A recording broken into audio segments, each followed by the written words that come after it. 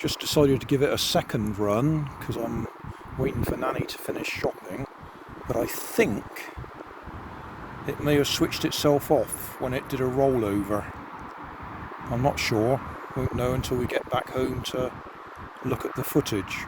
That'd be a shame if it did switch itself off. So I was having a good run then.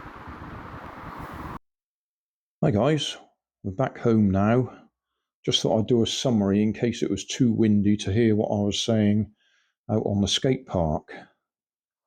The other day I was running this Revell Lion with my little SQ11 camera stuck on the side with blue tack, and in the rough and tumble the camera itself actually fell apart.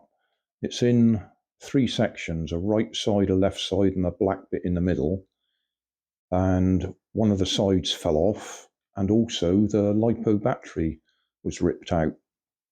So I put it back together, sorted it all out. It works fine, but I thought, why don't I print myself some of these, which I designed for putting the camera in, and then on the bottom of it, it has a tripod clamp or some other sort of clamp, so I can use it for holding the mini camera.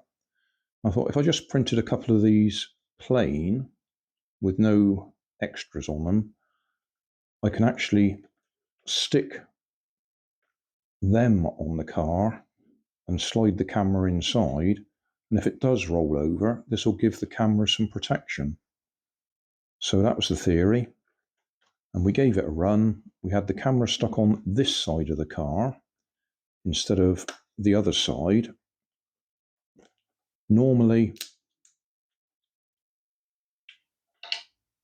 it has to be stuck with the blue tack on this side, which means it has to be on that side of the car, because if we try and put blue tack on that side, it goes into the memory card slot and into the USB port.